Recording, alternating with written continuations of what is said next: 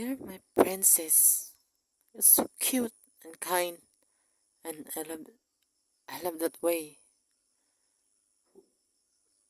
Pero I'm here to explain. This is not a. It's not like a love letter. It's only an explanation of what I truly was. You know, I just want to remind you to explain everything. Kung paano ako magmahal. Ganito kasi, pakinggan mong mabuti. Just please listen very carefully because this is only happened by now. And there's no next. There's no next. Okay? Hindi na ito mangyayari sa susunod. Isang beses ko lang ito gagawin sa buhay na ipapaliwanag ko sa isang babae ang pagmamahal ko. And you are the first, only girl that I want to I want to explain everything. You know, ganito kasi, ang iniisip ko lang sa buhay, kasi ang nangyari noon, nung nakita kita sa simbahan, kailangan ko tumbilisan kasi Paul stories na ako. Kaya, pasensya ka nung kung bibilisan ko ang pagsasala. Kaya, pakinggan mo lang mabuti. Nung nakita kita sa simbahan noon, yung bata pa ako, nung umatin ka ng flower girl, ang sinabi ko noon, una pa lang kitang nakita, buong puso na yung, my heart felt, all my heart felt.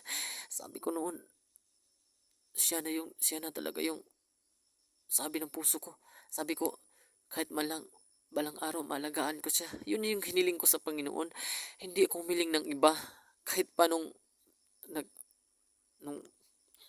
lumipas na yung mga ilang taon noon, yun lang talaga yung hiniling ko. Ang iniisip ko noon, lahat ng pinakamabuting bagay ang iniisip ko, lahat ng opsyon, iniisip ko na yan.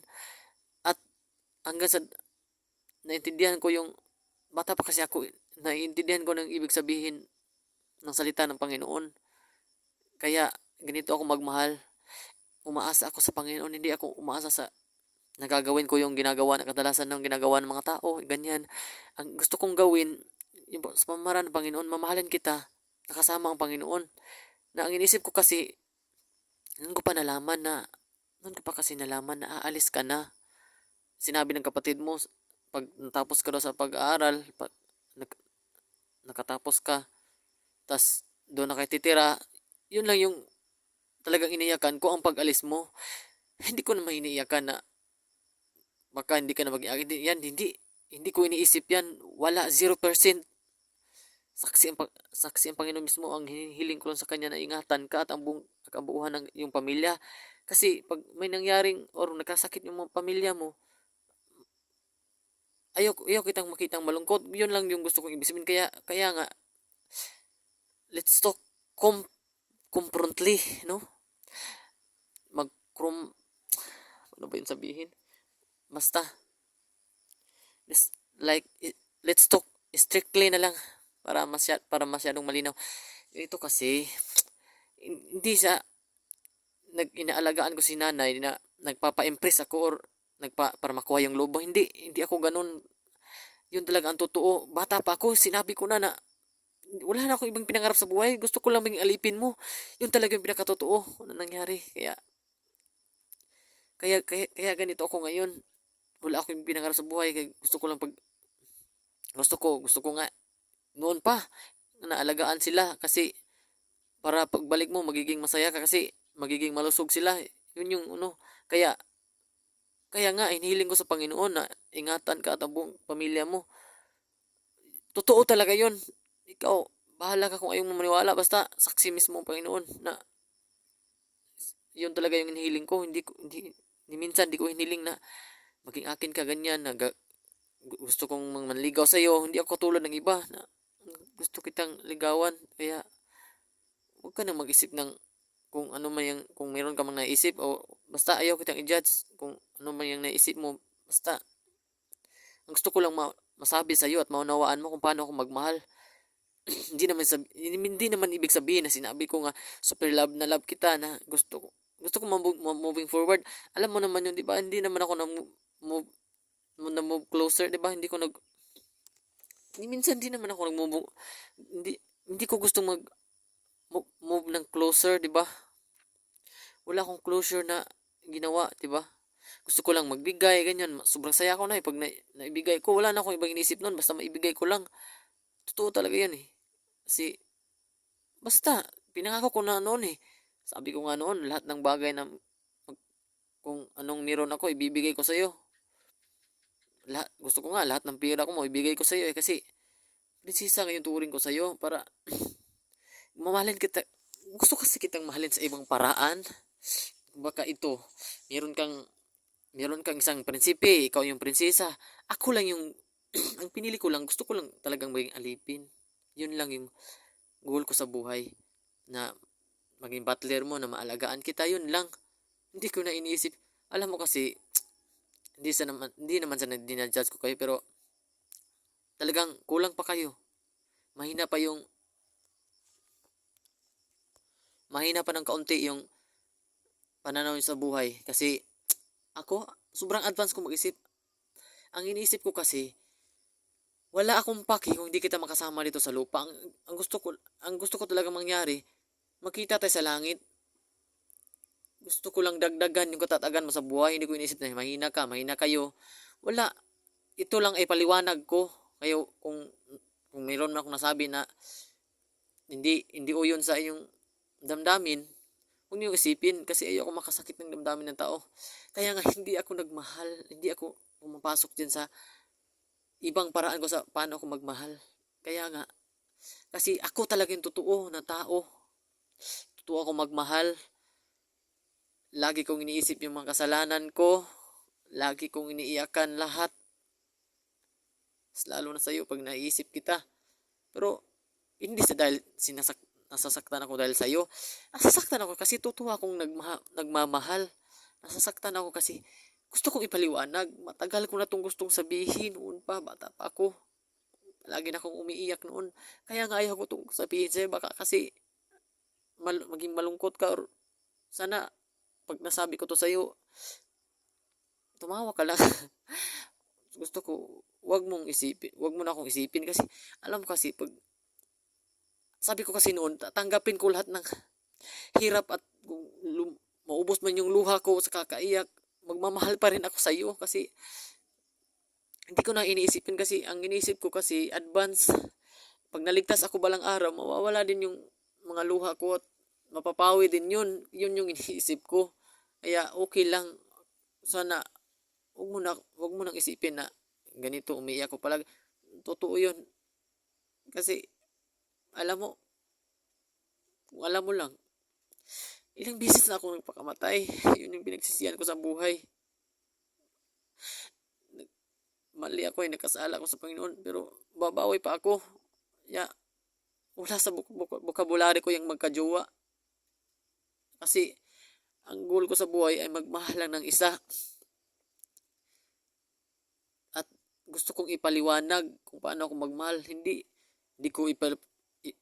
ko ipapaliwanag na ibig kong sabihin na gusto kong moving forward na to become your what, 'di ba? Gusto ko lang basta sana yun lang yung gusto ko talaga ipaunawa sa iyo. Iba akong magmahal sa pamamagitan ng Panginoon at yun ay sa pamamagitan ng gusto kong ibigay sa iyo ang perpektong pagmamahal.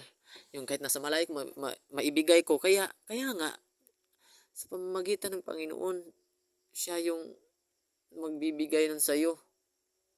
At ang goal ko sa buhay, unahin siya para may karapatan akong humiling na palagi kanyang ingatan at kabuuan na yung pamilya. Kasi, but when it comes, bad happens to your family, you'll be sad, you know.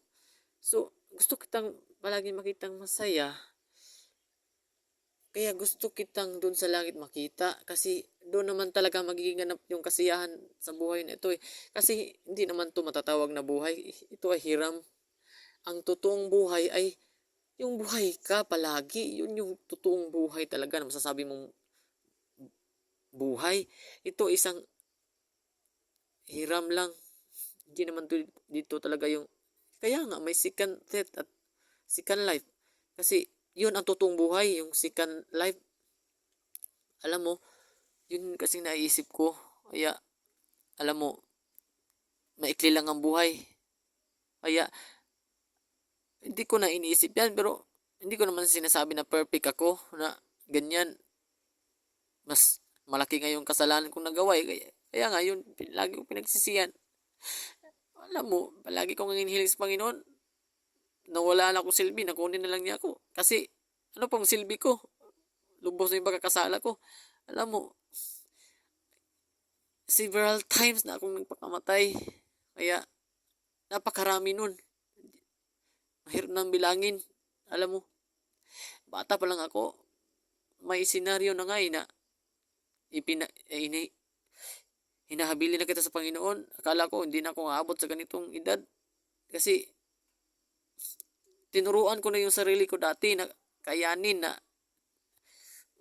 umiyak na ako dati. Kasi ang iniisip ko dati, pinili kong maging alien or I mean, ma-ignored. Okay? So, di mo na kailangan. Kasi, nakadistansya lang yung gusto kong pagmamahal. Mamahalin kita sa, kasi yun naman talaga yung naisip ko. Yung nalaman ko na, yun ang pinakatakot ko nung nalaman ko na balang araw aalis ka. At ang iniisip ko kung paano ko ipapadala yung buong pusong totoong pagmamahal. A perfect love I want to give for you. You know? Kaya yun, yung talagang totoong nangyari. Wala akong, kahit ngayon, mas malinaw ngayong isipan ko ngayon na mas pinakatama yung naisip ko na ganun. Mamahalin kita with the Lord and in the way of the Lord.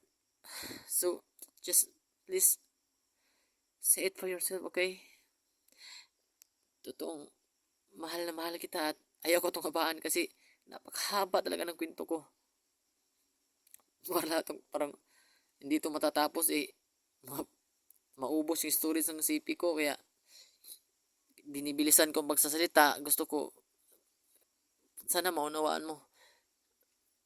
Ang hiling ko lang maunawaan mo para makuha mo yung punto ko sa buhay. At mapailiwanag mo sa pamilya mo na pag nagmahal ako sa pamagitan ng Panginoon, hindi ako mamove closer na mag-move ng closer na gusto kong moving forward to become what? Gusto ko lang palagi mo tandaan, gusto kitang maging prinsesa ko pero ang pinili ko, gusto ko lang maging alipin mo. Yun lang talaga yun. Kasi gusto kitang maalagaan, alam mo kasi. Para, gusto ko nga sa pagkain mo, para maging malusog ka. Yun kasi yung iniisip ko. Pero, nilipat ko na yun. Ang pinaka-option ko na lang ay palagi kitang idadalangin sa Panginoon na ingatan at ang kabuuan ng pamilya. Yun lang yung hinihiling ko sa buhay. At sana, kung binigyan mo ako ng pagkakataon na may paliwanag sa'yo, mas maiintindihan mo. Pero dito na lang kasi ayaw mo naman akong magsalita Kaya dito ko lang ipaparating sa video record na ito. Kaya sana maunawaan mo na hindi lang basta love na love kita, super love na love. Yun yung tinawag ko dati sa paano kita minahal. Kasi basta bata pa ako, buo na yung pagmamahal ko sa'yo Di ko rin maintindihan bakit, pero basta super love na love talaga kita. At hindi ko lang maintindihan, palagi kitang namimiss. Yun lang naman yun Kasi yung pagsisilos, nalampasan ko na yan. Yung mga ganyan, mga negatibong pamaraan nila, hindi ko yan ginagaya. Ang kapakanan, ang pinakamabuting bagay ang iniisip ko para sa iyo at para sa pamilya mo. Wala.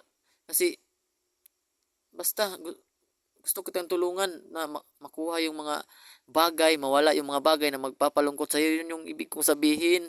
Yun yung pagmamahal ko. At yung pag nagmahal ako, freedom. Like the freedom of the Lord, he gave to us yung freedom na hindi kayang abutin sa isipan ng tao. Yun yung gusto kong ibigay sa'yo. Yung kahit ni konti hindi ka masasakal na ganyan, na iniisip ko na ganyan na ano, mag mag mag gusto kong mas ano ka sa kahit ano yung ibig ko sabihin yung mahal na mahal kita na parang manasasakal ka kasi pinipilit ko yung sarili ko sa'yo na hindi. Wala. Totoong-totoo talaga na isang freedom na hindi maisip ng tao na basta yun yung gano'n ako magmahal. Yun yung ibig ko sabihin. Kaya sana, dear, manawaan mo. Please, dear, huwag ka nang mag-isip ng ano pa man. Kung balang araw may makaabot pa ako sa ano, magkita pa tayo. May gusto akong ibigay sa'yo, yun na lang. Gusto ko lang kasing malaman mo na tanggapin mo lang yung ibinibigay ko. Wala naman yung meaning. Basta gusto ko lang yung ibigay kasi pag may naibibigay ako sa'yo, sobrang saya ko na. Alam mo kasi, mas lalo na pag nautusan mo ako, ang bilis ko nga eh. Mas nahigitan ko pa si, ano, kasi sa fantasy lang yun eh. Totoo ito sa ano eh. Reality ito eh. Mas masaya nga ako pag nauutusan mo ako eh. Kasi alipin lang nga yung pangarap ko sa buhay. Gusto kong maging utusan mo. Yung ganyan ba? Yung wala. Hindi ako hingi ng sahod. Natatawa na nga ako eh. Ang, ang, ang ano ko kasi, basta, super, super love na love kasi kita. Yun lang yun. Gusto ko. Kaya nga, yun lang. Basta, intindihin mong mabuti. Sana, sana pakinggan mong mabuti. Ganun lang yung ibig ko sabihin. Kaya, sana pakinggan mo pa yung sa susunod na ay next na video na to. Kaya mamahalin kita hindi dahil sa ay minamahal kita hindi dahil sa gusto ko moving forward na maging ano mo 0% ako dun sa ganun na ano, hindi ko iniisip yung ganun. Kaya kahit pa sobrang mahal kita, lagi ko na lang inihiling sa Panginoon na palagi kanyang iniingatan. Wala akong ibang inihiling. Yun lang yung gusto kong maunawaan mo. Kahit pa palagi akong umiiyak, 0% hindi ko pinipilit yung pagmamahal ko sa iyo. Ang ibig ko lang sabihin, gusto ko maintindihan mo paano ako magmahal, kung bakit ako mag-i-stay, di ba? Pangarap ko yun eh. Pangarap kong magmahal ng isa. Masama ba yun? Kasi ayaw ko talaga makasakit ng damdamin ng tao. Hindi ako pumapasok sa naiiyak na nga ako eh. Kasi ngayon ko lang to sinabi. Ngayon ko lang to hindi ko to sinasabi. Sa pamilya ko nga, hindi nila alam na nagtataka ka sila eh. Kung ba't ako nagkagano noon. Gusto ko lang, kaya nga ako simple lang. Gusto ko lang mamuhay ng simple kasi ayaw ko na makita nila ako na gusto kong simple lang ako kasi para hindi ako magustuhan ng iba. Pero para walang makagusto sa akin. Kaya sinadya ko talaga itong maging simple lang. Wala ako yung pinangarap sa buhay. Gusto ko lang maging alipin mo. Ewan ko ba? Kasalanan ko ba to? Totoo ako magmahal? Hindi naman, di ba? Kaya, tandaan mo lang kasi palagi. Kung may ibibigay man ako, may gagawin akong hakbang, hindi yun dahil nagpapa-impress ako niyan na nagpapasikat na gusto kong makuha yung loob mo. Ang gusto kong isipin mo, noon pa, ginusto ko na to eh, na maging alipin mo, na maging utusan, na tulungan ka at ang pamilya mo, na sa mga gawain, sa ano, gusto ko maging alipin mo sa bahay, yun. Kahit walang sahod, basta makita lang kita, yun man kasi yung ibig sabihin ko.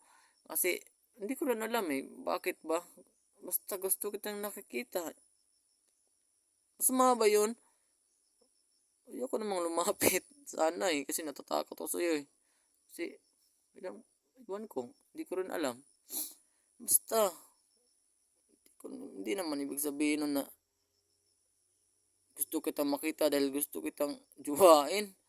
Kung naman ganyan. Basta dear, ang isipin mo lang kasi, super love lang kita at gusto kitang mahalin sa ibang paraan. Yung may, yung may prinsipi ka at ikaw yung prinsesa. Ako lang ay gusto ko lang maging alipin. Yun lang yung ibig mong sabihin. Gusto ko maging support ba? Sa lahat ng sandali ng buhay mo. Gusto ko maging butler, alipin. Kasi gusto ko masigurado na makita na magiging masaya ka sa buhay na ito. Pero inilipat ko na yung ganun. May option ako marami akong option eh. Yun yung pinakatama yung inoption ko eh. Yung mamahalin kita sa pagitan ng Panginoon at sa paraan niya. Kung paano siya magmahal, kung gaano siya katapat magmahal, katapatan kasi yung gusto ko kasi maging tapat eh, tapat sa pangako, magmahal ng isa at ibigay ang buong pusong pagmamahal sa babaeng mamahalin ko at kung paano ko siya minahal, ganun din sa pamilya niya kasi